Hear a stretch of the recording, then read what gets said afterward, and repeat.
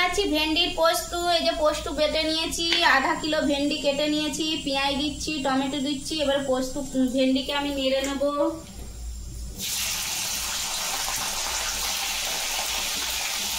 এই যে আমার ভেন্ডি ভাজা হয়ে গেছে, আমি টমেটো দিয়ে দিলাম, পেঁয়াজ দিয়ে দিলাম, ভালো করে নাড়বো। স্বাদ অনুসারে নুন, হলুদ গুঁড়ো মতো, লঙ্কা গুঁড়ো, চটপট পোস্ত ভেন্ডি।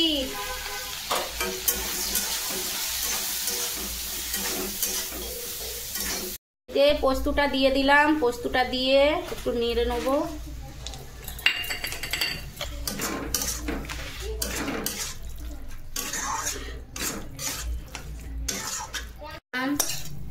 আমার ভেন্ডি পোস্ত রেডি। আমার ভেন্ডির পোস্ত রেডি। আপনারাও বাড়িতে চটপট বানিয়ে খান।